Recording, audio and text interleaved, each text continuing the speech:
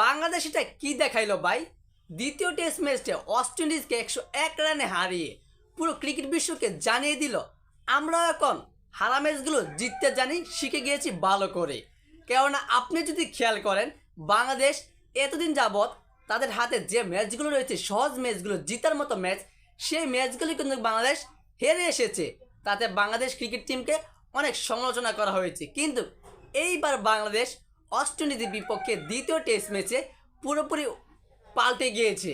কেননা বাংলাদেশ এই ম্যাচটা হেরে যাবে সেটা সকলেই বলেছিল, সেটা পুরোপুরি ক্লিয়ার ছিল। কিন্তু বাংলাদেশ এই ম্যাচটা 101 রানে জিতে গিয়েছিল। খুবই অবাক করার বিষয়। এখানে আরেকটি কথা রয়েছে, সেটি হচ্ছে ইতিহাসের কথা। বাংলাদেশ 15 বছর পর ওয়েস্ট ইন্ডিজের মাটিতে টেস্ট জয় করেছে। প্রায় 15 বছর পর ওয়েস্ট ইন্ডিজের মাটিতে গিয়ে টেস্টে জয় করেছে ওয়েস্ট ইন্ডিজের বিপক্ষে। বাংলাদেশ এই টেস্ট সিরিজটা হেরে যাবে সেটা সকলেই জেনে গিয়েছিল, কিন্তু বাংলাদেশ সেখান থেকে কামব্যাক করেছে। বাংলাদেশ দ্বিতীয় টেস্টে প্রথম ইনিংসে 164 রানে অল আউট হয়ে যায়। আর এখান থেকে বাংলাদেশ ছিটকে যায় এবং বাংলাদেশের ক্রিকেট ভক্ত সমর্থকরা আর ম্যাচ দেখে না বাংলাদেশের ম্যাচটা। কিন্তু ওয়েস্ট ইন্ডিজের প্রথম ইনিংসে আবারও যাতে বাংলাদেশের ক্রিকেট ভক্তরা ম্যাচ দেখে, সে ব্যবস্থাটাই করে রেখেছিল নাহিদ রানা।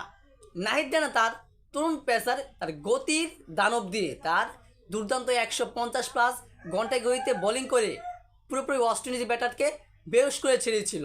ছেড়ে 145 রানে ওয়েস্ট ইন্ডিজকে অল আউট করে দেয় এবং বাংলাদেশ 18 রানের লিড নিয়ে বাংলাদেশ ব্যাটিং করতে নেমে 268 রানে অল আউট হয়ে যায়। আর ওয়েস্ট ইন্ডিজকে দ্বিতীয় ইনিংসে 185 রানে অল আউট করে বাংলাদেশ জিতে যায় 101 রানে। বাংলাদেশ জিতার পিছনে তাইজুল ইসলামের অবদান রয়েছে সবচেয়ে বেশি।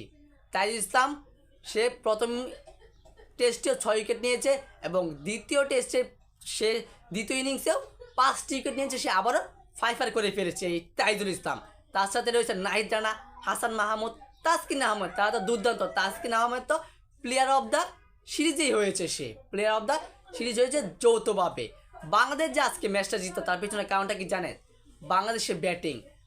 জাকির আলী যেভাবে ব্যাটিং করেছে, জাকির আলী ব্যাটিং ছিল দুর্দান্ত।